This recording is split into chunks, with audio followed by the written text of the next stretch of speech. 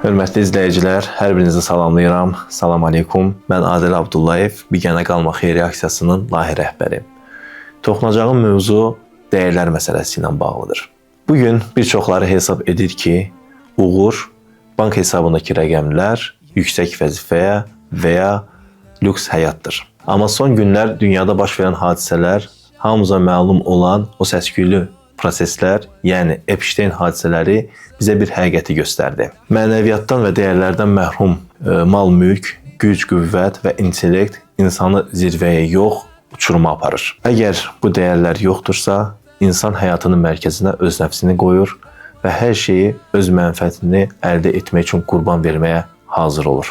İslam bizə öyrədir ki, üstünlük yalnız təqvadadır, yəni mənəvi saflıqdadır. Biz bilirik ki, insanlar üçün ən gözəl örnək mənəviyyatdır. Peyğəmbərimiz s.ə.v buyurmuşdur. Diqqət edin, mən böyük ordular qurmaq, çoxlu xəzinələr toplamaq üçün yox, əxlaqı tamamlamaq üçün gəldim, deyir. Bu o deməkdir ki, əxlaqı və dəyəri olmayan gənclik təməli olmayan bir bina kimidir. Nə qədər bərbəzəkli olsa da, ilk fırtınada yıxılacaq. Başqasının haqqına hörmət etmək, məzluma, zəifə yardım etmək, ədalətli olmaq, bax, əsl vəzifə budur. Böyük bir alimdən soruşurlar, insan nə zaman insanlıqdan çıxır?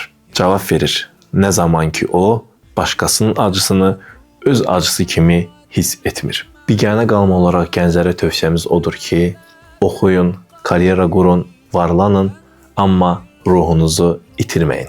Elə yaşayın ki, adınız çəkiləndə çox vəzifəlidir, yox, çox mərhəmətli və ədalətlidir desinlər. Təbii ki, bu ikisi bir yerdə olsa, nə gözəl. Çünki sonunda bizə qalan qazandığımız pullar yox, qazandığımız dəyərlər və savab əməllər olacaq. Gəlin, heç bir dəyərimizə, heç bir haqsızlığa biganə qalmayaq, gələcəyimizi vicdanımızla quraq və Ramazan ayı bunun üçün çox gözəl fürsətdir.